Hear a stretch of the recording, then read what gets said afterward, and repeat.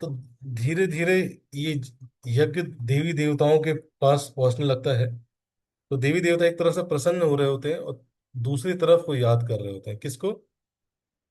जो पूरे इस रामायण का दूसरा कैरेक्टर, लेकिन रावण। लेकिन तो रावण को याद करते हैं, रावण कैसे प्रकट। आज हम रावण के बारे में थोड़ा चर्चा करेंगे, लेकिन रामनवमी कल है, तो भगवान राम का जन्म कल कल होगा। लेकिन आज भगवान के आने से पहले कौन आएगा? रावण आएगा।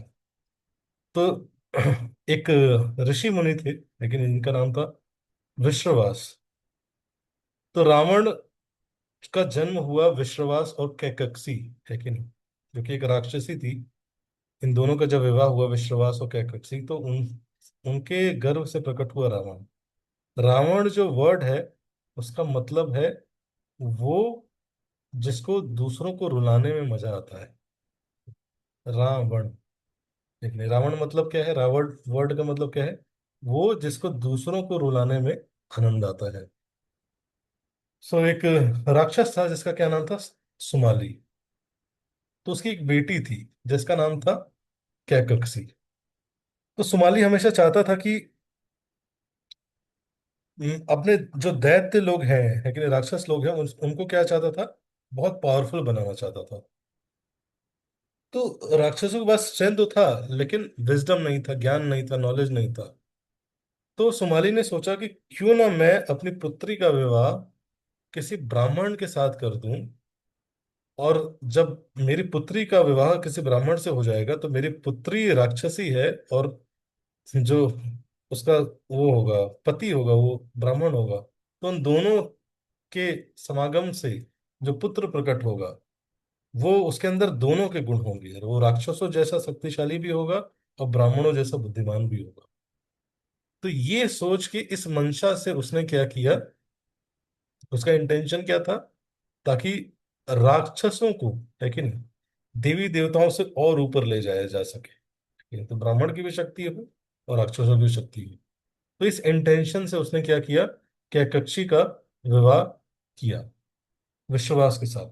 बताया नहीं विश्वास जी को, लेकिन जैसे ही विश्वास जी को पता चला, है कि नहीं, तो उन्होंने तुरंत कैकक्षी को क्या किया, श्राप दिया कि तुम्हारे इंटेंशन, तुम्हारे और तुम्हारे पिता के इंटेंशन इतने करप्ट है कि तुमसे गर्भ से जो संतानें उत्पन्न होंगी, वो ब्लड थर्स्टी डीमंस होंगे। ठीक है ना? तो इस तरह से श्राप मिलता है। लेकिन फिर कैकक्सी जब ये श्राप सुनती है तो रोने लगती है, लेकिन वो बोलती है कि मैं इसमें इतना ज्यादा इन्वॉल्व नहीं थी, ये तो पूरा मेरे पिताजी का प्लान था। और इस तरह से पश्चाताप करने लगती है। तो पश्चाताप करने के कारण जो विश्वास जी रहते हैं, वो कहते हैं कि आपका आपकी कई संतानें होंगी, उसमें से एक संतान होगी जो कि भगवान की भक्त बनेगी। लेकिन तो गलती हो जाए वो बड़ी चीज नहीं है, लेकिन गलती के बाद पश्चाताप, है कि नहीं, बहुत जरूरी होता है कि नहीं? पश्चाताप करने से क्या होता है? हमारा प्यूरिफिकेशन होता है। एंड उस पश्चाताप से, उस रिपेंटेंस से, we definitely get something purer, है कि नहीं? जैसे हम देखते हैं कि नल कुबेर और मणिग्रीव ने नारद मुनि के प्रति अपराध किया, लेकिन जब उन्होंने पश्चाताप किया तो नारद मुनि ने क्या, उनको क्या आशीर्वाद दिया कि आपका जन्म क्या कब होगा? आपका जन्म गोकुल में होगा और आपका उद्धार परम भगवान स्वयं श्री कृष्ण करेंगे। इसलिए गलती होती है, लेकिन सबसे, लेकिन जो एक सेंस ऑफ रिपेंटेंस होती है ना, एक हार्ट से, हृदय से आवाज आती है कि मैं ये गलत कर रहा हूँ, लेकिन वो किसकी आवाज होती है? वो परमात्मा की आवाज होती है। लेकिन परमात्मा हृदय से, अंदर से बता रहे होते हैं कि ये गलत है, ये गलत है, गलत है। बट कई बार हम क्या करते हैं, हम उनकी आवाज को इग्नोर कर देते हैं और कहते हैं कि कृष्णा आप हेल्प क्यों नहीं करते हैं? कृष्णा जो कि परम भगवान है, संपूर्ण सृष्टि के नियंता है, लेकिन सब कुछ चला रहे हैं, तो हमारे हृदय में विस्तार करते हैं किस रूप में? परमात्मा के रूप में। और वो चाहे तो हमारे हर चीज तुरंत करेक्ट कर सकते हैं, रोक सकते हैं, फिर भी वे बैकफुट पे रहते हैं कि भाई, अगर कुछ भी बोलूंगा तो बोलेगा आप ज्यादा इंटरफेयर कर रहे हैं, मेरे पीछे पड़ गए। लेकिन out of his love he lives in our heart, और अंदर से बताते रहते हैं मत करो ये, मत करो। Such a humble position he has accept, for whom, for us. लेकिन किसके लिए ऐसा हम्बल पोजीशन?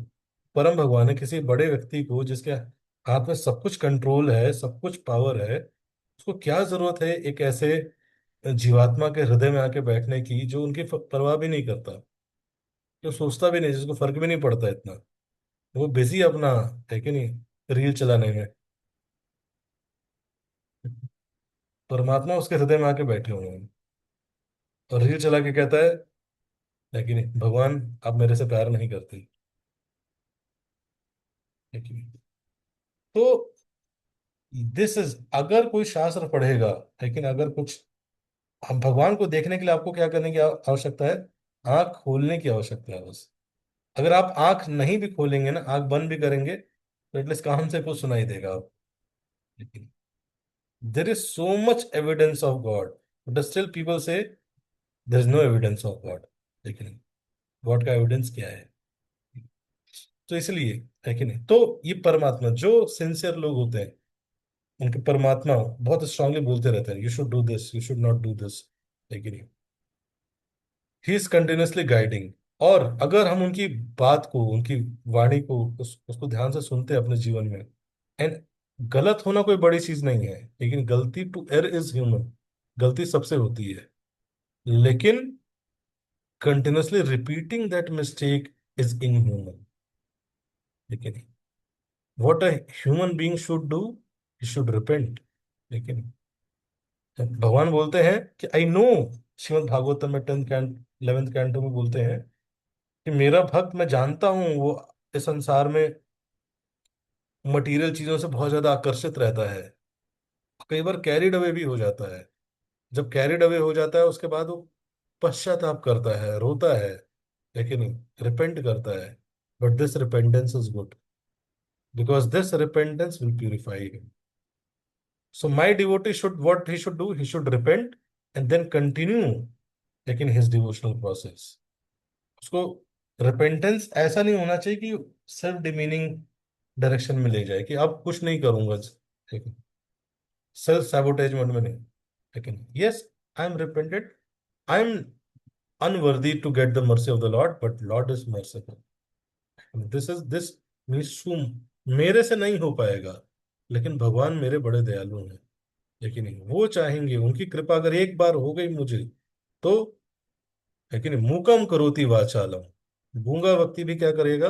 बोलने लगेगा।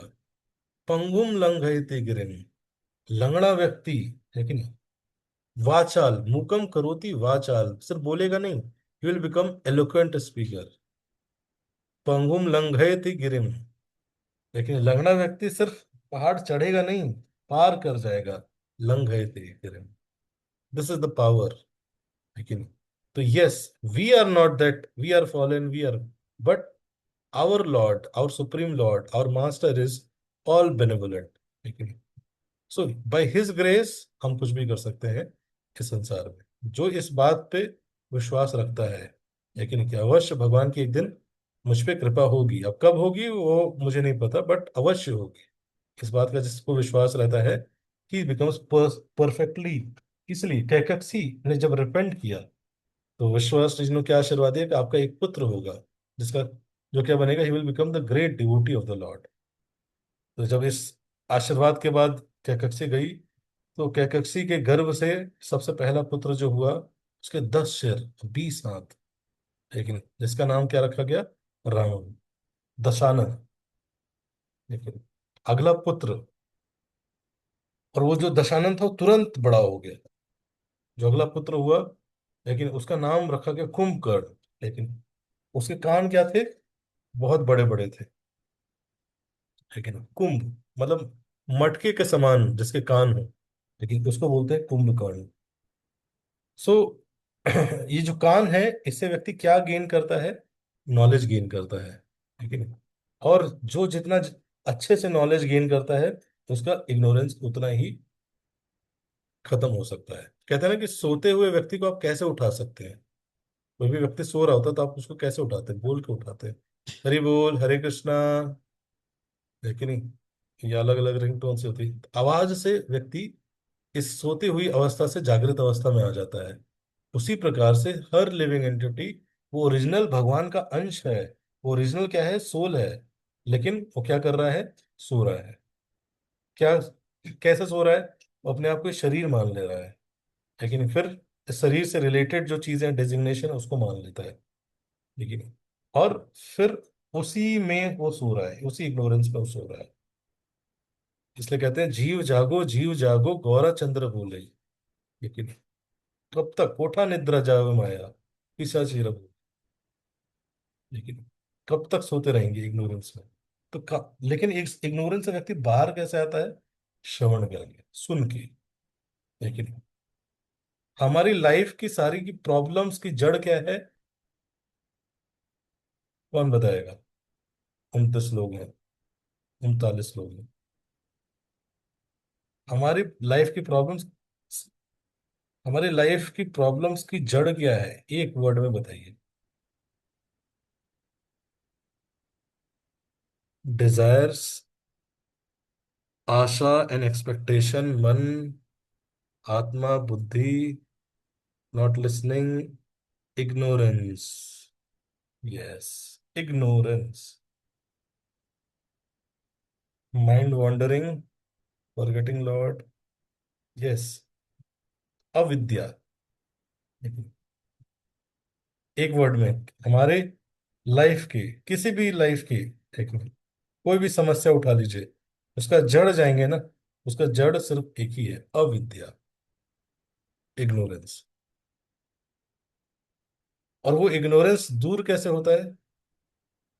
ओम अज्ञान तिमिरंधस्य ज्ञानांजना शलाकया, बाय नॉलेज। लेकिन by listening to the knowledge. लेकिन स्पिरिचुअल स्ट्रेंथ उसी व्यक्ति के अंदर आ सकता है जो श्रवण अच्छे से करता है। हृदय उसी का शुद्ध हो सकता है जिसका हियरिंग स्ट्रांग है, श्रवणम जिसका स्ट्रांग है। मन उसी का शांत रह सकता है जिसका श्रवणम स्ट्रांग है। श्रवणम मतलब क्या? जो एटलीस्ट दिन के 108 रील चलाता है, रील सुनता है, उसका मन शांत हो जाएगा एकदम। दो प्रकार का शांत होता है मन। लेकिन एक होता है शांत हो गया एकदम। लेकिन एक वर्ड कहते थे इसका, नम्ब। लिंकिंग पार्क का एक बहुत पुराना गाना था, I became so num. Numb. लेकिन जो 108 रील्स देखता है कम से कम दिन का, आप में से कितने भक्त 108 रील एक दिन में देखते हैं?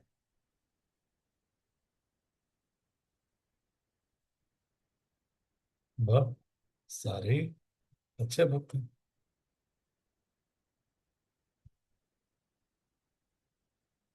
क्या होगा? नम हो जाएगा। समझिए प्रॉब्लम कहाँ है। लेकिन श्रवणम। और अगर हम प्रामाणिक जगह से सुनते हैं, सुनने का आदत डालिए। अगर आप सही में लाइफ को अच्छा करना चाहते हैं ना, आपको लगता है लाइफ बहुत क्योस हो रखा है, कुछ नहीं कर पा रहे, श्रवण करते रहिए। भक्ति में श्रवण बहुत इंपॉर्टेंट है, hearing, in hearing from the right sources. लेकिन जहां से आपको इंस्पिरेशन आता है क्या करने के लिए? और डिवोशनल प्रैक्टिसेस को करने के लिए। सुनना नहीं रुकना चाहिए, सब कुछ रुक जाए लेकिन सुनना नहीं रोकिए। ठीक है नहीं? तो श्रवणम, है कि नहीं? जो सुनता रहता है वो क्या रहेगा? वो अलाइन, उसका क्या होता है? विद्या। है कि नहीं? नॉलेज जो सुनता रहता है। लेकिन बोले कीर्तन, कीर्तन नहीं, यहाँ पे नॉलेज सुनने की बात कर रहा हूँ। लेकिन अब वो कथा के रूप में सुनिए चाहे जो भी है कि नहीं, ये प्रोसेस है, यही तरीका है। और कोई तरीका है नहीं। आपकी लाइफ में सब क्या चल रहा है? सुनना मत बंद करिए। कुछ नहीं कर पा रहे हैं, सुनते रहिए। रेगुलर श्रवण करने से क्या होता है? हृदय शुद्ध होता है, चित्त शुद्धि होती है। लेकिन और चित्त शुद्ध होता है तो फिर हम सही तरीके से सोच पाते हैं। तो कुंभकर्ण, है कि नहीं? कान। लेकिन वो कुंभकर्ण ऐसा था कि जिसके कान में हमेशा क्या जाता था? कान तो बड़े थे लेकिन वो सब कुछ फीड करता था। लेकिन ना राइट नॉलेज का पता ना रॉन्ग नॉलेज का पता। तो जो भी आ रहा है वो सब अंदर डाल लेता, गार्बेज इन गार्बेज आउट। गी गो। तो आजकल कुंभकर्ण के दो निशानियां थी। एक तो वो खूब सोता था, और कान बहुत थे, गार्बेज सुनता रहता था।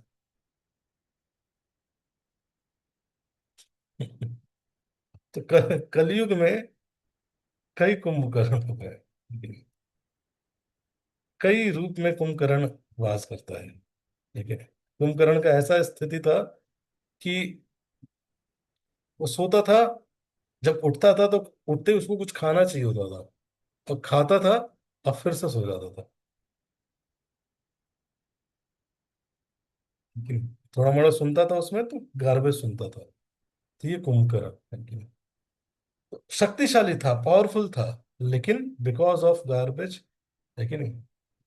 फिर तीसरी जो तीसरा पुत्र हुआ, उसका नाम रखा विभीषण। विभीषण मतलब वो व्यक्ति जो कि हमेशा फियरफुल रहता है, मेरे से मैं धर्म के रास्ते से ना भटक जाऊं। ये फियर होना बहुत जरूरी है। लेकिन सेंटली व्यक्ति वो नहीं होता जिसके अंदर कोई डर नहीं होता।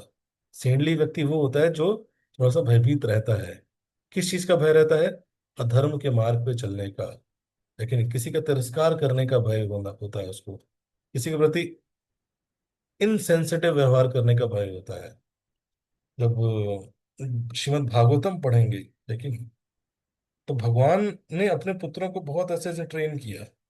लेकिन जो भगवान के पुत्र थे, उनका एक पुत्र था सांबा, है कि नहीं। तो वहां पे कुछ ऋषि मुनि बैठ के तपस्या कर रहे थे। छोटे बच्चे थे, खेल रहे थे। खेल खेल में क्या किया, एक मूसल लिया और एक बच्चे के पेट में ऐसे डाल दिया, और एक्टिंग करने लगा कि वो कोई गर्भवती स्त्री है। तो बच्चे, और दूसरा बच्चा जाके पूछता है कि मुर हे मुनिवर, प्रणाम मुनिवर, आप बताएं इस गर्भवती स्त्री के पेट में किसका पुत्र है। लेकिन कोई भी कर सकता है ये गलती, लेकिन ऐसा जरूरी नहीं है कि भगवान के घर में जन्म ले लेंगे तो केयरफुल ही रहेंगे। ऐसा जरूरी नहीं है। भगवान के पुत्र, हालांकि जब भगवान के जो पार्षद होते हैं वो भगवान की इच्छा से करते हैं। क्यों? क्योंकि भगवान उनके थ्रू कुछ शिक्षा देना चाहते हैं। तो मुनिवर बोलते हैं कि इस इसके गर्भ में वो है जो तुम्हारे पूरे खानदान के नाश का कारण बनेगा। ठीक है। तो विभीषण मतलब वो जो कि ही इज ऑलवेज फेयरफुल, कि मैं कभी धर्म के रास्ते से ना बढ़ूं। उस बात का भय है। और जो चौथी चौथी पुत्री हुई, उसका क्या नाम था? शूर्पणखा।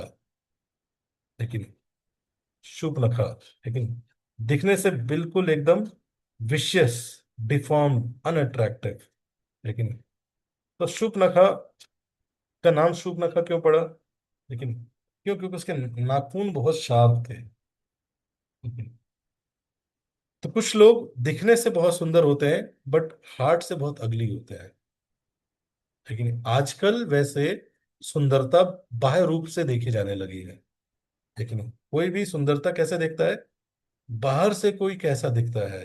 ये गोरा दिखता है, लेकिन काला दिखता है। गोरा दिखता है तो सुंदर है, काला दिख रहा है तो फेयर एंड लवली या फेयर एंड हैंडसम लगा लो। फिर हाइट से, ये सब चीजों से लोग जज करते हैं। क्वालिटी, गुणों से कोई नहीं जज करता। गुणों से वो चाहे वो कुछ भी हो, कैसा भी हो, है कि नहीं, लड़ाई झगड़ा करता हो, है कि नहीं। इसलिए ब्यूटी का जो कलयुग जैसे जैसे बढ़ता जाएगा, तो हर चीज लोग एक्सटर्नल से जज करेंगे, और वो जो इंटरनल है ना, जो कि रियल है, वो धीरे धीरे उसको कोई देखेगा नहीं। तो शूर्पणखा क्या थी? इंटरनली तो अगली थी ही, और एक्सटर्नली भी अगली थी, लेकिन और विश्वा जी थे उनकी दूसरी पत्नी थी। लेकिन दूसरी पत्नी से भी एक पुत्र था। उसका क्या नाम था? कुबेर। तो कुबेर, है कि नहीं, दूसरी पत्नी ने अच्छे से ट्रेनिंग किया। कुबेर अब क्या बन गए? धीरे धीरे ट्रेजरर बन गए। किसके? देवी देवताओं के, स्वर्ग के ट्रेजरर। लेकिन कुबेर धन के देवता, कहा जाता है ना। कुबेर की कई लोग पूजा करते हैं। तो अब बचपन से ही अ, बहुत ये जो क्या कक्षी थी, बचपन से ही अपने बच्चों के अंदर अ, बीज डालती थी कि देखो तुम्हारे जो हमारी तुम्हारा जो दूसरा भाई है कुबेर, उसके पास बहुत धन है, तुम्हारे पास कुछ नहीं है। लेकिन बचपन से ही तो कुबेर के पास उस समय कुबेर ने उस समय बहुत अच्छा एक राज्य बनवाया जिसका नाम था लंका। ये लंका इतना सुंदर नगरी थी, इसको स्वयं विश्वकर्मा जी ने बनाया था। और ये बनाया किस पे गया था? एक स्पेशल माउंटेन पे जिसका नाम था त्रिकूट पर्वत। लेकिन 3 पीक्स थी। अगर आप उत्तराखंड में जाएंगे तो वहां पे भी ऐसा ही एक पर्वत है, त्रिशूल कहते हैं उसको, कुछ ऐसा नाम है शायद। तो 3 पीक्स एक साथ थी उसमें, त्रिकूट पर्वत। तो ये एक ऐसा पर्वत था जो कि इस वर्ल्ड का पर्वत नहीं था। लेकिन तो बताते हैं कि ये जो लंका है ये बनी कैसे। तो त्रिकूट पर्वत पे क्या हुआ, सॉरी स्लाइड तो बड़ी मेरी।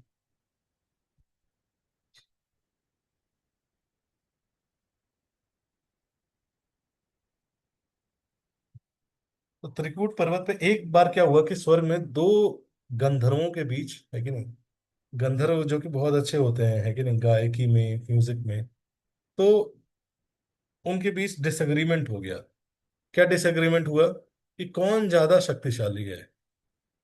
आपस में मैं शक्तिशाली हूं तुम शक्तिशाली हो, इसका डिसएग्रीमेंट नहीं, है कि नहीं। वासुकी सांप ज्यादा शक्तिशाली है या पवन देव, वायुदेव ज्यादा शक्तिशाली है। नहीं होता कई बार, जो जिससे जुड़ा होता है सोचता है कि वही सबसे ज्यादा शक्तिशाली है।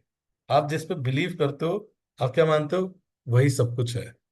लेकिन तो नहीं, नीचे वालों की लड़ाई होती है, हमारे सीनियर बेस्ट है। लेकिन तो इसी प्रकार से लड़ाई हुई। अब लड़ाई नीचे वाले लड़ रहे थे तो समझ में आया। धीरे धीरे वो लड़ते लड़ते ऊपर के पास पहुंचे। तो दोनों दोनों तैयार हो गए। लेकिन उन्होंने बोला कि हम टेस्ट करते हैं कौन ज्यादा शक्तिशाली है। तो वासुकी भी तैयार हो गए और वायुदेव भी तैयार हो गए। अब शर्त क्या लगी कि जो मेरु पर्वत है, तो वासुकी सर्प क्या करेगा, इसको चारों तरफ से इनसर्कल करके 3 बार इनसर्कल करके टाइटली होल्ड करेंगे। और जो वायुदेव हैं वो बहुत जोर से बहेंगे। और अगर उनको हिला दिया उससे या गिरा दिया तो मतलब वायु ज्यादा शक्तिशाली है, और नहीं हिला पाए तो वासुकी सर्प ज्यादा शक्तिशाली है। वासुकी सर्प वही है जो जिनसे समुद्र मंथन किया गया था, मंदरांचल पर्वत रख के। और समुद्र मंथन जिससे हुआ था, रस्सी, एज ए रस्सी यूज किया गया था, वही वासुकी सर्प है। इवन जब भगवान मत्स्य अवतार के रूप में आते हैं तो मछली के रूप में आते हैं, और जो नाव है उसको खींच के ले जाते हैं। तो वो रस्सी जो यूज हुई वो वासुकी सर्प की। तो अब शर्त तो लगा लिया, लेकिन प्रॉब्लम यह थी कि किसी ने मेरू पर्वत से नहीं पूछा कि इस पूरे शर्त में हमने आपको भी इन्वॉल्व किया है। तो आपको कोई दिक्कत तो नहीं है। मेरू पर्वत से पूछा नहीं गया। अब वासुकी सर्प जैसे एक पर्वत है, मेरू पर्वत अगर आप देखेंगे ऐसा नहीं है, वो ऐसा लंबा सा है। तो ऐसे जाके ऐसे 3 बार कॉइल कर लिया वासुकी सर्प ने। अब इधर से हवा, वायुदेव जोर से बहने लगे। और जितना ही तेज बहते उतना ही क्या होता, वासुकी सर्प अपने आप को और टाइट कर लेता। लेकिन ये जितनी तेज बहते उतना ही टाइट कर लेते। और इस पूरे प्रोसेस में मेरू पर्वत थे, उनकी हालत खराब होने लगी। नहीं होता कई बार लड़ाई होती है, दो लोग लड़ते हैं और एक व्यक्ति पिस रहा होता है। लेकिन जो बीच वाला रहता है ना, जो समझा रहा होता है इधर भी उधर भी, उसकी हालत खराब हो रही होती है। लेकिन ईगो ईगो की लड़ाई में कौन जीतता है? ईगो की लड़ाई में कौन हारता है? जो उस लड़ाई को शांत कराने की इच्छा रखता है वही हारता। जो सोचता है कि मैं इसको सुलझा दूंगा, लेकिन सॉर्टेड आउट कर दूंगा, क्या होता है, वही हारता है। ईगो की लड़ाई में जीतने वाला ही व्यक्ति हारता है। अगर ईगो का युद्ध होता है, आपका ईगो, उसका ईगो, इसका कोई अंत है? कभी अंत नहीं होता। ठीक है? और अगर आप जीत गए तो आप जीत तो जाएंगे, लेकिन आप संबंध हार जाएंगे, आप बहुत कुछ हार जाएंगे। लेकिन हो सकता है सब कुछ हार जाए। तो ईगो का बैटल ऐसा होता है। तो यहाँ पे अब मेरे माउंट मेरू को लगा कि भाई कैसे मैं यहाँ कैसे फंस गया इन दोनों के चक्कर में, बीच में आके सुलझा, मैं क्यों सुलझाने लगा। लेकिन तो फिर दो माउंट मेरू गए ब्रह्मा जी के पास। ये है कि ब्रह्मदेव ब्रह्मदेव बचा लीजिए मुझे, है कि नहीं। ये तो एकदम, एक तो वो जोर से हवा मार रहे हैं उससे चोट लग रही है मुझे, और फिर ये मुझे टाइट से जकड़ रखा है, उससे चोट मैं दब गया हूँ एकदम। चिल्लाने लगे त्राहिमाम त्राहिमाम त्राहिमाम। ब्रह्मदेव प्रकट हुए वहां पे। ब्रह्मदेव ने देखा तो ब्रह्मा जी ने बोला, रिक्वेस्ट किया कि भाई आप लोग क्यों ऐसा कर रहे हो, ऐसा मत करो, ठीक है ना। तो फिर ब्रह्मा जी के आगे कहने पे तब जाके उन्होंने छोड़ा, नहीं तो नहीं छोड़ रहे थे। तो ब्रह्मा जी ने बोला कि तुम दोनों जो two gods each have unique strength and weakness, आप दोनों के पास कुछ स्ट्रेंथ है और कुछ वीकनेस है। तो आप ये सोचो, आप दोनों मिलके कि आप दोनों एक दूसरे के साथ मिलके कैसे सर्विस कर सकते हो। Do not try to compete with each other, है कि नहीं। ऐसा लग रहा होगा कई बार कि अरे ये कैसी कहानी सुना रहे हैं, बताओ देवी देवता भी लड़ने लगे। हाँ, देवी देवता भी लड़ते हैं, घर परिवार में भी लोग लड़ते हैं, भाई भाई लड़ते हैं, लेकिन ड्यूटी ड्यूटी लड़ सकते हैं। लेकिन जहां साथ रहते हैं वहीं लड़ाई होती है, जो साथ रहते नहीं वो क्या ही लड़ेंगे। लेकिन जब साथ रहेंगे तभी तो ईगो, ईगो का वो होता है ना। लेकिन अब एक बार मैं ऐसे ही था, तो मैं ऐसे एक बार हमारे जो मेंटर है सुंदर गोवाल, मैं उनसे बात कर रहा था। तो मैंने बोला कि है कि नहीं, आप इतने सारे डिवोटीज को देख रहे हैं, है कि नहीं, हंड्रेड ऑफ डिवोटीज, है कि नहीं, you have made hundred of devotees, you are caring for hundred of devotees. तो प्रोजी ने बोला I am caring for for hundred of egos. जितने डिवोटी मतलब उतने ईगो। लेकिन अपना ईगो ही संभाल पाना कितना मुश्किल होता है कि नहीं। इतने सारे लोगों का ईगो सेटिस्फाई करके चलना बहुत मुश्किल है। लेकिन to run a spiritual organisation is very difficult, because you cannot pay, you don't pay anyone, लेकिन so until and unless people are purified, लेकिन एक स्पिरिचुअल कॉज के लिए वर्क कर पाना बहुत मुश्किल है। लेकिन स्पिरिचुअल कॉज के लिए भी लोग आते हैं, वहां पर भी टसल हो जाता है। क्यों? बिकॉज हो सकता है गोल सेम हो कि भगवान को प्रसन्न करना है, लेकिन तरीके अलग अलग हो सकते हैं। और जब तरीके अलग अलग होते हैं तो व्यक्ति क्या होता है, सोचता है कि ओह, लेकिन I can not live with him, I can not live with her, लेकिन तुरंत इस भाव पे आ जाते हैं लोग। लेकिन हीट ऑफ द मोमेंट पे हीट ऑफ द डिसीजंस लेना, ठीक है? तो वो है कि नहीं। Natural outcome of disagreement is insensitivity, ठीक है ना। जैसे ही डिसएग्रीमेंट आता है ना, तुरंत हम इनसेंसिटिव बन जाते हैं। डिसएग्रीमेंट को लोग इस तरह से सोचते हैं कि अरे मेरा तिरस्कार हो गया, मुझे नीचा नीचा दिखा दिया गया। No, it is just your opinion, somebody does not agree with it, it's okay। मतभेद हो सकता है, जरूरी थोड़े सब एक ही तरह से सोचें। बट हमारे अंदर ये ईगो रहता है, हम चाहते हैं कि सब व्यक्ति मैं जो चाहता हूँ वही करें, मेरे जो फेवरेट हो वह उसके भी वही फेवरेट हो। ऐसा नहीं हो सकता, ठीक है नहीं। पांच पांडव एक जैसे नहीं थे। भीम कहते थे मार दो, युधिष्ठिर कहते नहीं धर्म का पालन करो, अर्जुन कहते थे आप दोनों सोच के बता दो क्या करो। It is very natural to have different mind set, different process, लेकिन बट वही मैं बता रहा था, क्यों इतना डिसएग्रीमेंट या इनसेंसिटिविटी, डिसएग्रीमेंट के बाद हम इनसेंसिटिविटी की तरफ चले जाते हैं। बिकॉज ऑफ वन रीजन, क्या बताया था मैंने कल, एक वर्ड। देखें कितने लोग सुन रहे हैं ध्यान से। हरे कृष्णा, भक्त लोग वीडियो ऑन कर लीजिए जो ऑन कर सकते हैं।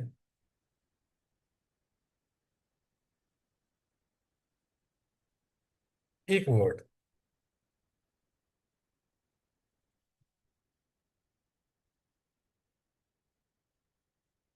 Insensitivity, yes. इनसेंसिटिव हो जाते हैं, बट वो कैसे जाएगा?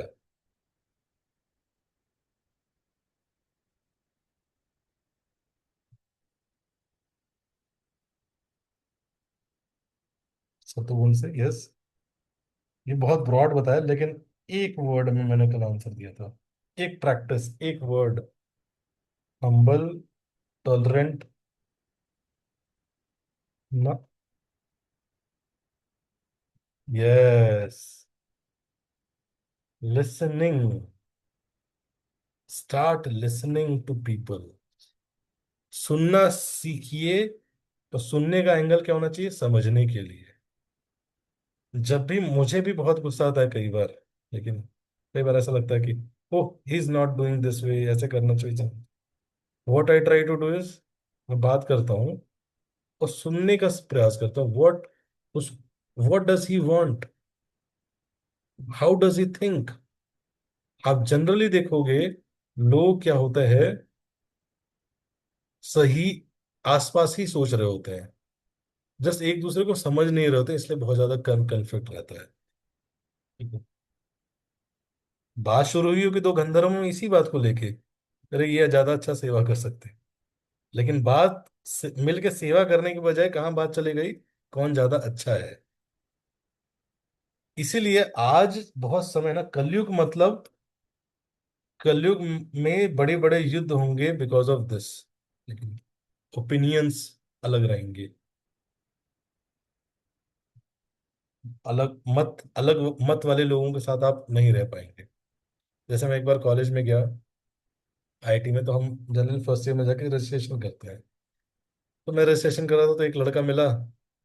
तो मैंने कहा, Hare Krishna, we are starting Bhagavad Gita classes, आप आएंगे क्या?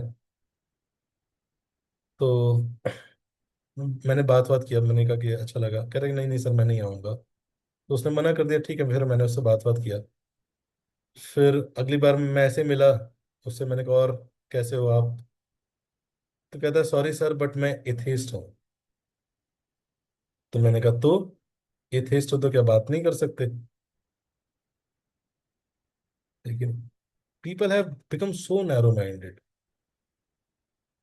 लेकिन मैंने कहा, एथेइस्ट हो गए तो हालचाल तो बताते ही होगे ना, कि एथेइस्ट लोग हालचाल भी नहीं बताते। मैटर एकदम ही मैटर मान लियो क्या अपने आप को?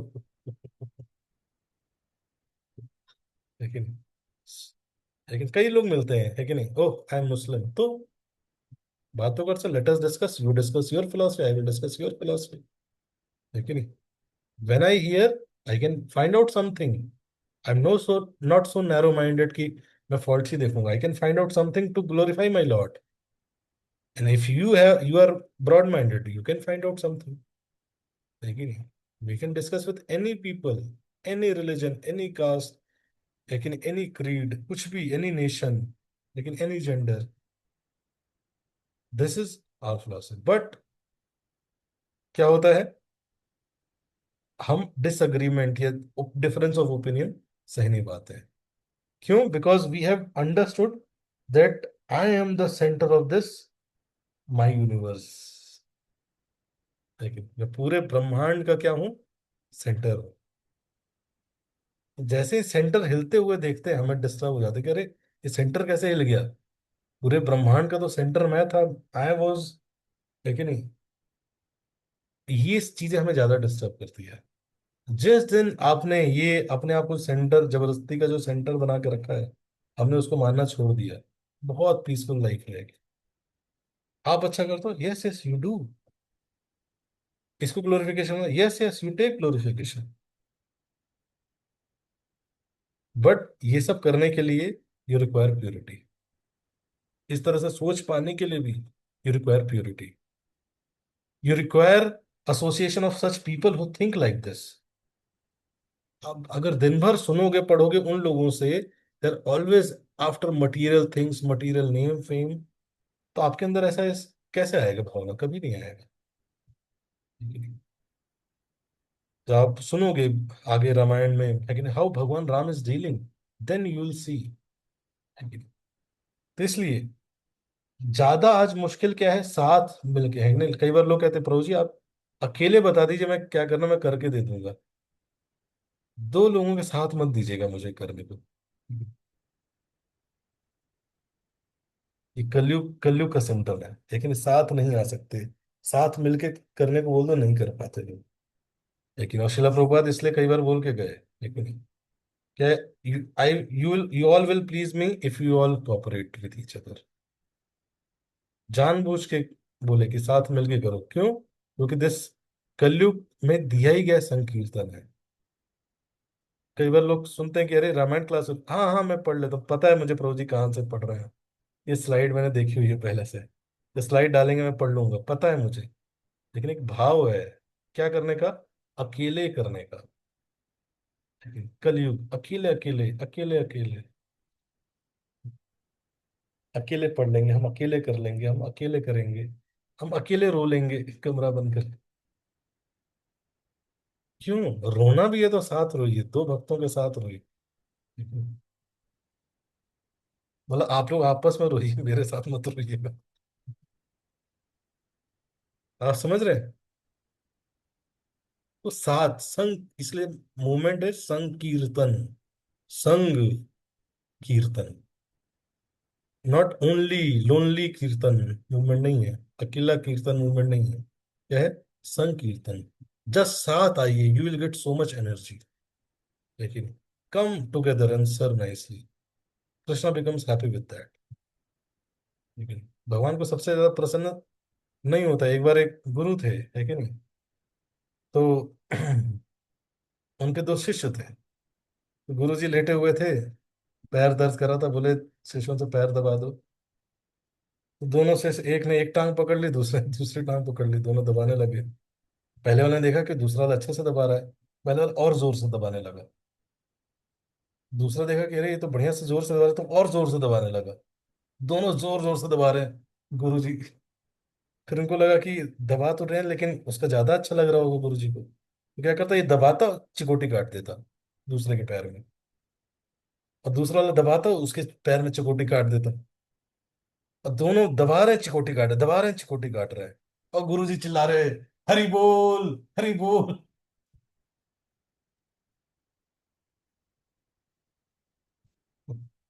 कि क्या हुआ यहाँ पे, भूल गए क्या सेवा था, है कि नहीं। किस चीज पे फोकस हो गया, कौन ज्यादा अच्छा कर रहा है, मैं ज्यादा अच्छा कर रहा हूँ, ओह तुमसे ज्यादा मैं अच्छा कर रहा हूँ।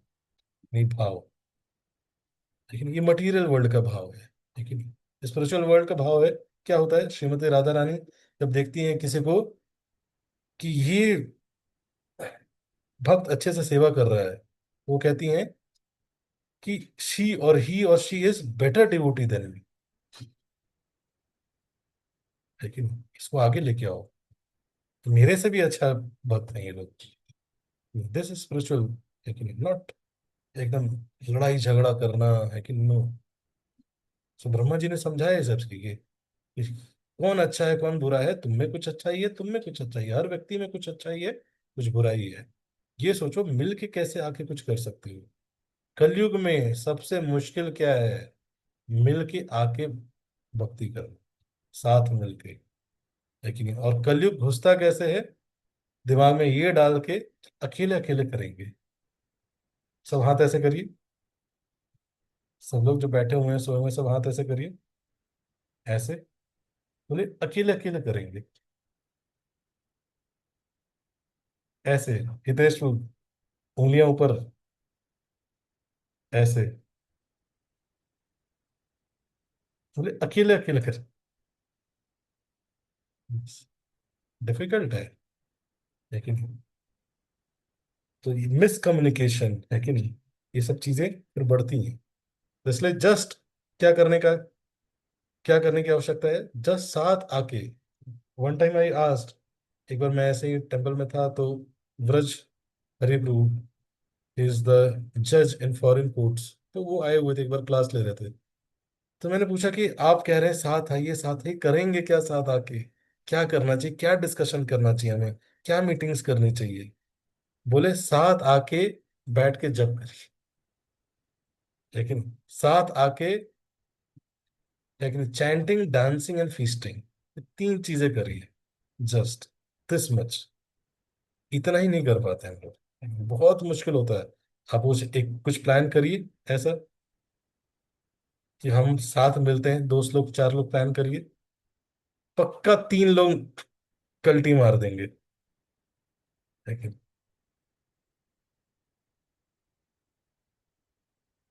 अभी बस लोग दो टाइम आते हैं, लेकिन एक शादी में आ रहे हैं और एक मैयत में आएंगे, बाकी साथ इकट्ठे ही नहीं होते, बहुत मुश्किल कर। लेकिन साल में एक कैंप होगा, हरे कृष्णा कैंप में आ रहे हैं, नहीं इस बार नहीं हो पाएगा। लेकिन कुछ ना कुछ करके व्यक्ति, लेकिन बल्कि ये समझना चाहिए, this is the most important need. ये मेरी आत्मा, शरीर के लिए मैं इतना कुछ कर रहा हूँ, आत्मा को मैं कुछ नहीं दे रहा हूँ। सबसे इंपॉर्टेंट है, मेरी आत्मा मर जाएगी, आत्मा खत्म हो जाएगी। लेकिन एक स्त्री थी, क्या करती थी, पिंजरे को चमकाती थी, और अंदर पक्षी को क्या करती थी, कुछ नहीं खिलाती थी, इस पिंजरे को बढ़िया पॉलिश करती थी, गोल्डन पॉलिश, फिर उस पर डिजाइन कर रही है, एनामल पेंट और ये और वो। चिड़िया को कभी कुछ नहीं खिलाती थी, लेकिन पिंजरे को चमकाने के लिए रात रात, रात रात भर हम पिंजरे को चमका रहे हैं। लेकिन बैलों की शिफ्ट होती है, 8 घंटे, 10 घंटे, 12 घंटे, 14 घंटे, लेकिन बहुत मेहनत करते हैं पिंजरे को चमकाने के लिए, लेकिन आत्मा के लिए किया।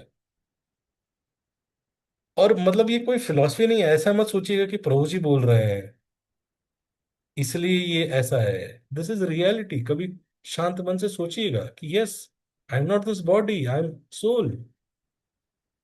As a soul, what am I feeding it to it?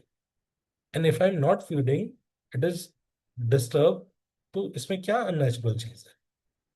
लेकिन so let us understand the needs of our soul, लेकिन let us become compassionate to our soul first. लेकिन तो इसलिए ब्रह्मा जी क्या बोले कि अपनी कैपेसिटी, इसको क्या करना है, मिल के, अगर मिल के कर लें। लेकिन 7 आतंकवादी आए और उन्होंने क्या किया, पूरा मुंबई हिला दिया। लेकिन कितना जल्दी यूनाइट हो जाते हैं। लेकिन उरी में ये हुआ तो कोई बॉम्ब ब्लास्ट किया, मारा, उसके बाद बालाकोट में वो तुरंत अगली टीम तैयार हो जाती है उनकी, तुरंत यूनाइट होके एक मिशन के लिए चालू हो जाते हैं। बट अच्छे लोग यूनाइट ही नहीं होते। आप देखेंगे बुरे लोग, बुरी ताकतें तुरंत यूनाइटेड हो जाती हैं। लेकिन ईरान में युद्ध हो रहा है, यहां से सोना चांदी भेजा जा रहा है, बट राइट कॉज के लिए राइट हार्टेड पीपल लोग इकट्ठे नहीं हो पाते। क्यों? बिकॉज राइट कॉज के लिए लोग खड़े हो जाएंगे, है कि नहीं? दे आर इंटेलिजेंट, राइट चीज पढ़ सकते हैं, राइट चीज मान सकते हैं, राइट चीज होना चाहिए बोल भी सकते हैं, लेकिन साथ नहीं आते लोग। क्यों? क्योंकि साथ आने में ना ईगो को त्यागना पड़ता है, अहंकार को त्यागना पड़ता है। जब भी आप साथ आके कुछ करोगे ना, तो कुछ ना कुछ क्या होगा, पॉलिश होगा ही होगा। लेकिन दो पत्थर आके साथ काम करेंगे तो रगड़ाहट होगी ही होगी। लेकिन कुछ ना कुछ तो, दूर से तो सब अच्छा लगता है, ई एसोसिएशन पे सब अच्छा लगता है, लेकिन हम बहुत अच्छे दोस्त हैं, हम बहुत अच्छे ये, जब साथ आएंगे ना, तब क्या होता है, ईगो, ईगो कुछ ना कुछ ईगो क्लैश होगा, और उसी से प्योरिफिकेशन होता है। लेकिन जब पत्थर को चमकाया जाता है, क्या करते हैं, पत्थरों को कई सारे पत्थरों को डाल के घुमाते हैं उसको, एक दूसरे से रगड़ के पत्थरों में चमक आती है। तो प्यूरिफिकेशन का प्रोसेस ही यही है, साथ आके कार्य करना। अगर अच्छे लोग, लेकिन यहाँ पे 40 अच्छे लोग हैं साथ आके, लेकिन अगर कुछ प्लान करें, क्या अच्छा चीज नहीं किया जा सकता है? बट जस्ट एक चीज नहीं किया जा सकता, साथ नहीं आया जा सकता। साथ आना बड़ा मुश्किल है, लेकिन साथ आके वीडियो ऑन कर देना बड़ा मुश्किल। ये है। तो ब्रह्मा जी वही समझा रहे हैं कि अच्छी चीजें हो सकती हैं, बट एक दूसरे के स्ट्रेंथ पे फोकस करिए, है कि नहीं, स्ट्रेंथ, और कैसे सर्व किया जा सकता है। आप बोलेंगे प्रभु जी आप इस चीज में इतना ज्यादा क्यों भूल गए? क्योंकि एक एसेंस है। यस। तो जो इस तरह से रावण मतलब इस तरह से लंका बनी थी, और स्वयं विश्वकर्मा जी ने उसको बनाया था। अब क्या हुआ कि बचपन से जो रावण की माता थी कैकसी, वो फीड करती रहती थी क्या, एनवी, कि देखो तुम्हारे भाई के पास ये, तुम्हारे भाई के पास ये है कि नहीं। और वो तो बुरी चीजें, बुरे इंटेंशन डालती रहती थी, लेकिन गलती से एक चीज उसने सही कर दिया। उसने बोला कि तुम्हें देखो कुछ भी करना है तो क्या करना पड़ेगा, तुम्हें तपस्या करनी पड़ेगी।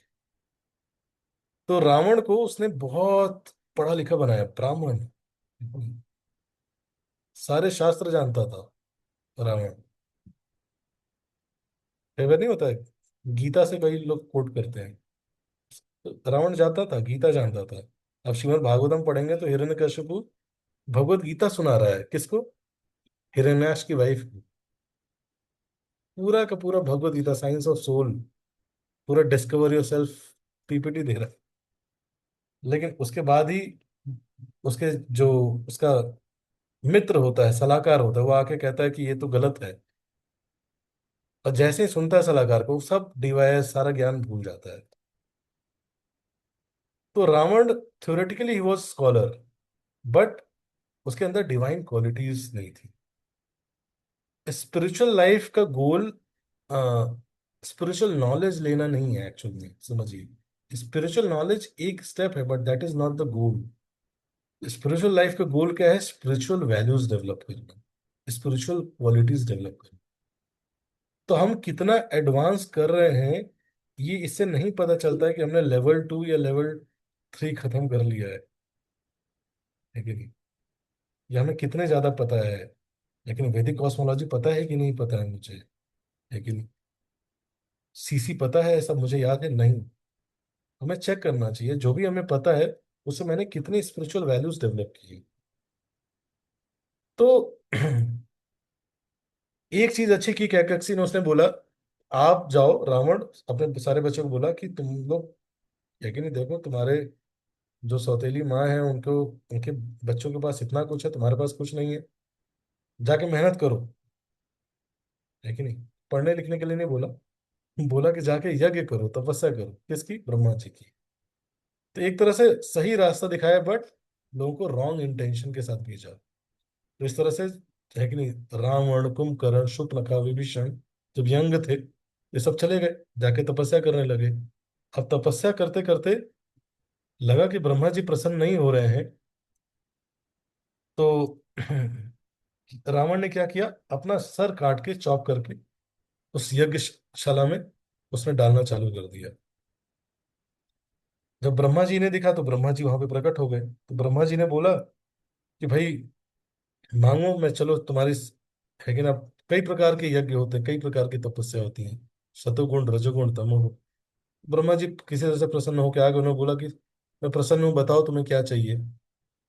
तो रावण ने बोला कि मैं चाहता हूँ कि मेरी कभी मृत्यु ना हो। तो ब्रह्मा जी ने बोला ये तो मैं भी नहीं हूँ, तो मैं भी दे नहीं सकता।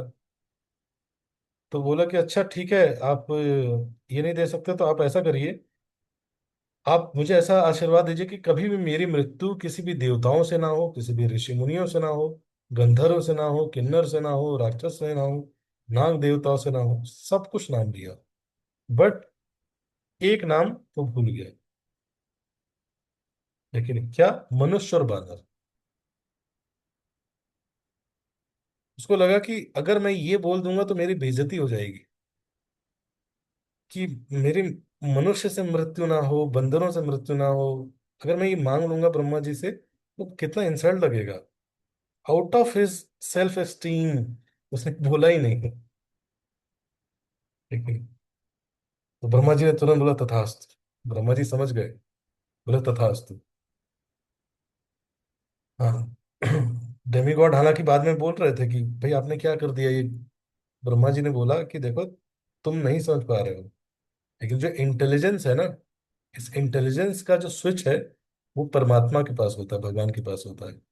कहते हैं, सर्वस्य चाहम हृदय सन्निविष्टो मत्तः स्मृतिर ज्ञानम अपूर्णम च, from me comes knowledge, remembrance and forgetfulness. तो भगवान ने क्या किया, स्विच ऑफ कर दिया था। तो जब ब्रह्मा जी ने रावण का सुना ना, तो वो समझ गए कि सबसे पहले देवताओं को समझाया कि देखो, लूप होल था कि उसने मनुष्य और बंदर नहीं बोला, और इन्हीं के द्वारा उनकी मृत्यु होने वाली है। लेकिन और बोला कि जब मुझे रावण के इंटेंशन सुने मैंने, तो मुझे डाउट हो गया कि कुंभकर्ण जरूर कुछ मांगेगा करना।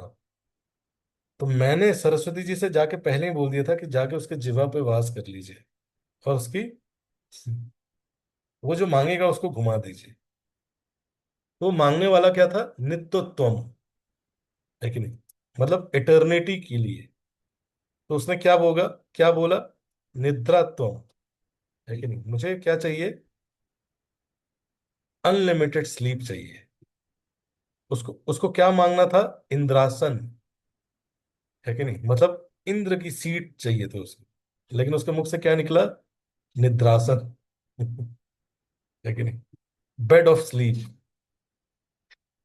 है कि नहीं। तो इस तरह से ब्रह्मा जी ने उसको भी क्या किया, तुरंत बोला तथास्तु।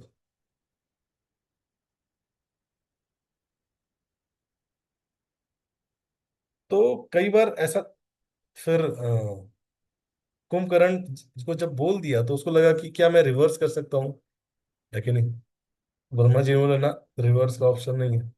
यार कुछ तो चेंज कर लीजिए, कुछ तो, ये गलत निकल गया, मैं बोलना नहीं चाह रहा था। बोले देखो देखो, तुमने जो मांगा मैंने वही दिया, है कि नहीं। तो बोले नहीं नहीं, मेरे से गलती हो गई। तो ब्रह्मा जी ने बोला, मैं अगर सोता ही रहूंगा तो फिर मेरा जीवन तो खराब हो जाएगा। तो ब्रह्मा जी ने बोला, चलो चलो, मैं थोड़ा सा तुम्हें कंसेशन दे देता हूँ, बिकॉज एक बार मांगी हुई चीज वापस नहीं होती। कंसेशन देता हूँ, तुम 6 महीने तक सोओगे, उसके बाद तुम उठ जाया करोगे, तो उठाएगा तो। इस तरह से कुंभकर्ण को मांगा, शूर्पणखा ने मांगा।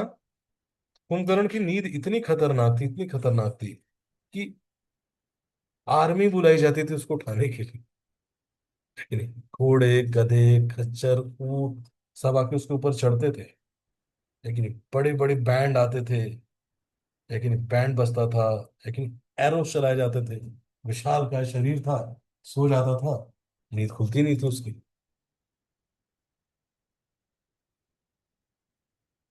लेकिन मतलब अलार्म अलार्म तो क्या ही है उसके सामने, उसकी नींद क्या ही है। हालांकि कलयुग में भी कुछ जीव होंगे जिनके अलार्म बजते रहते हैं, पता ही नहीं चलता है।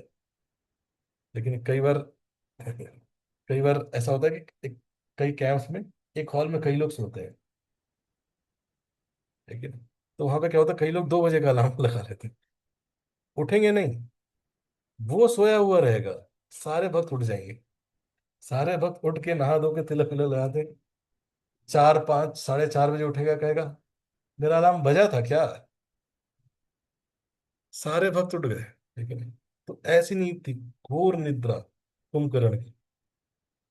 तो और उसका ऐसा था कि उठते ही क्या होता था, उठते ही उसको, उठता था तो सबसे पहले सामने जो देखता था वो मारता था गुस्से से।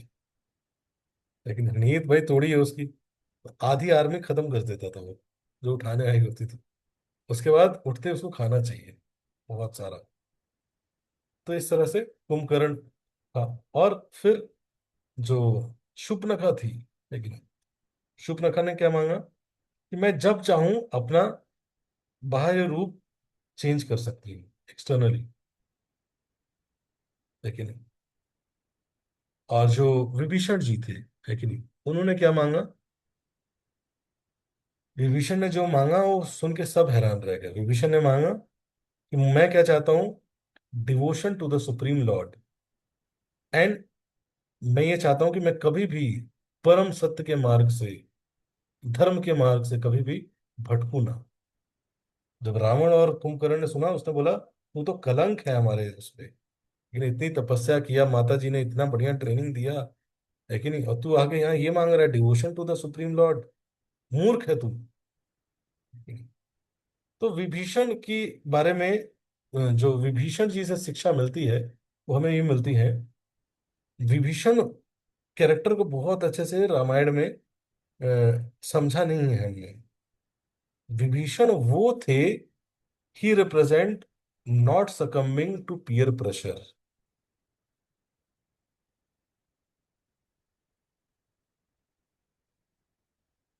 ऐसी जगह रह रहे थे जहां पे कोई भी भक्ति नहीं कर रहा था, कोई भी डिवोशन नहीं कर रहा था, लेकिन पियर्स का प्रेशर था क्या।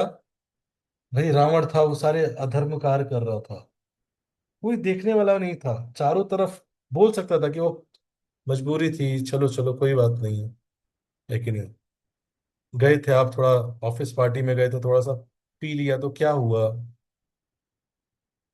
थोड़ा सा दोस्तों के साथ गए थे, थोड़ा सा कर लिया तो क्या हुआ। It was very justifiable. But Vibhishan वो दर्शाता है कि इतना करेजियस व्यक्ति थे, इतना स्ट्रांग व्यक्ति थे कैरेक्टर के, कि पूरा पीयर प्रेशर उन्होंने खुद हैंडल किया, सारे टेम्पटेशन उन्होंने हैंडल किया। लेकिन बाहरी बाहरी दुश्मनों से युद्ध करने के लिए कितना सा करेज चाहिए।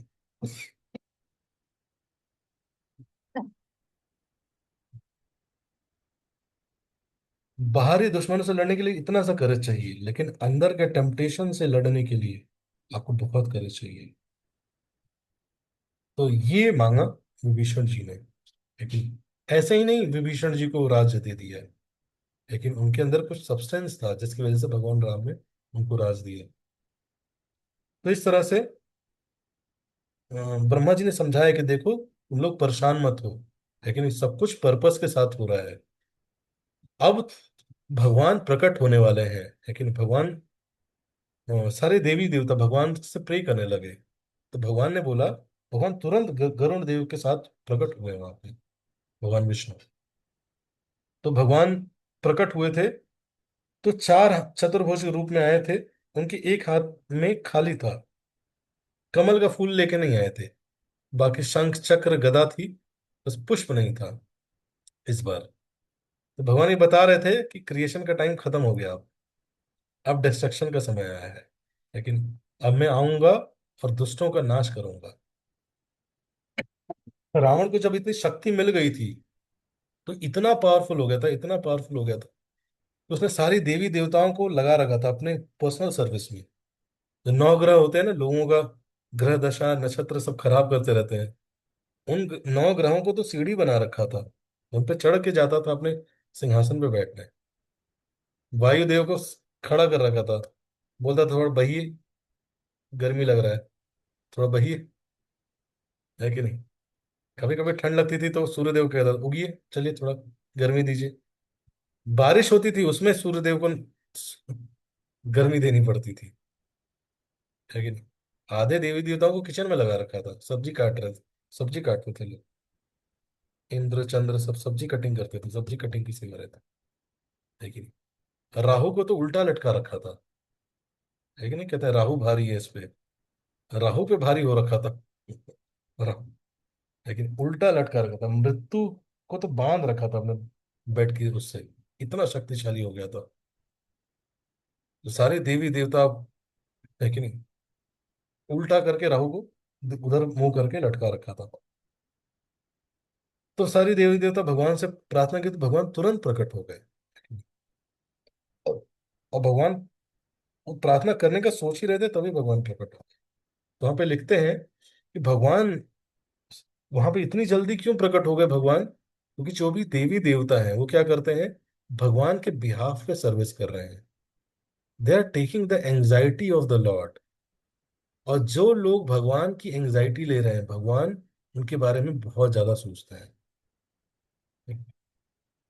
सो भगवान के बिहाफ पे वो लोग कर रहे हैं, देवर इन मिजरी, भगवान क्या बोले तुरंत आ गए। लेकिन हालांकि बहुत शुद्ध भक्त नहीं है देवी देवता लोग, लेकिन भगवान के बिहाफ पे कार्य कर रहे हैं, इसलिए भगवान पर्सनली उनके साथ कॉन्वर्सेशन रखते हैं, उनके बारे में इतना सोचते हैं।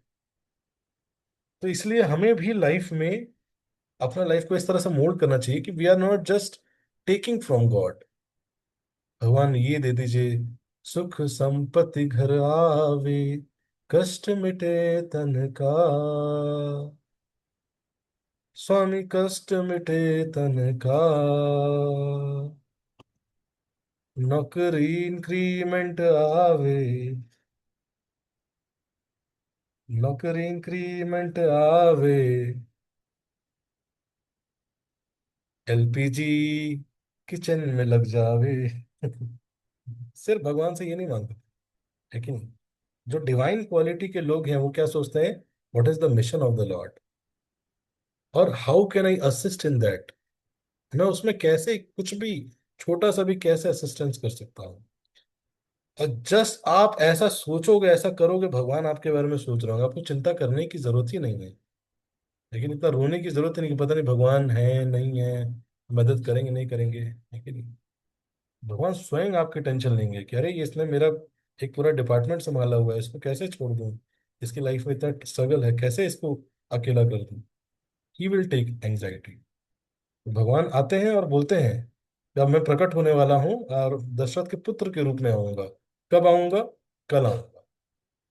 आप सब भी जाइए और क्या करिए, आप सब अलग अलग जगह जाके अलग अलग रूप में अवतरित हुई। लेकिन सूर्यदेव आप विस्तार करिए अपने सुग्रीव के रूप में, इंद्रदेव वाली के रूप में, कुबेर नील के रूप में, बृहस्पति तरु के रूप में, वरुण सुषेण के रूप में, वायु हनुमान के रूप में, ब्रह्मा जी स्वयं जामवान के रूप में विस्तार करिए। इस तरह से सारी देवी देवता प्रकट हुई है, लेकिन और देखिए भगवान ने बोला, देवी देवताओं को बोला इंस्ट्रक्शन, क्या इंस्ट्रक्शन था कि आप सब मनुष्य योनि और वानर योनि में प्रकट हुए। किसी ने ये नहीं बोला कि अरे ये क्या दिया हम, मतलब देवी देवता हमें बंदर बनने को बोल रहे हैं। लेकिन सब तुरंत अवतरित हो गए। लेकिन तो ये होता है कि नहीं, ये देखना कि भगवान किस तरह से हमें लगाना चाहते हैं। ये अटक के नहीं बैठ जाना कि नो नो मैं यही करूंगा या नहीं करूंगा, है कि नहीं? ये सेवक वो होता है जो सोचता है कि मैं किस प्रकार से सेवा कर सकता हूँ, है कि नहीं? ना कि ये सोचे कि मैं इसी प्रकार से सेवा करूंगा या उसी प्रकार से सेवा। तो इस प्रकार से सारे देवी देवता अलग अलग रूप में प्रकट हुए। और फिर इधर तब तक क्या हुआ, वो यज्ञ चल रहा था, और यज्ञ कंप्लीट हो गया, पुत्र कामेष्टि यज्ञ। और यज्ञ से एक विशेष देवता प्रकट हुए और उन्होंने एक सिल्वर गोल्डन वेसल में दिया, उसके अंदर खीर थी, स्वीट राइस। दशरथ जब दिया, बोला कि आप अपनी रानियों को बांट दीजिए। 353 रानियों में दशरथ जी ने अपने 3 प्रमुख रानियों को चूज किया, और कौशल्या का जी को आधा दिया। फिर आधा जो बचा था उसका हाफ किया, तो हाफ सुमित्रा जी को दिया। फिर जो बचा था उसका हाफ किया, तो 1/4 कैकेयी को दिया। और फिर उन्होंने सोचा कि ये किसको दूं, तो फिर उन्होंने वो 1/4 पार्ट भी किसको दे दिया, सुमित्रा जी को दिया। अब इसके बाद क्या होता है ये हम कल चर्चा करेंगे। डिवाइन बर्थ इन अयोध्या, 12 महीने बाद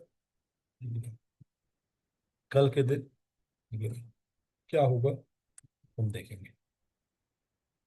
हरे कृष्णा कृष्णा कृष्णा हरे हरे, हरे राम राम राम हरे हरे। तो बहुत बहुत धन्यवाद आप सबका, आज थोड़ा लेट हो गया, फिर भी आप सब रुके रहे। हरे कृष्णा।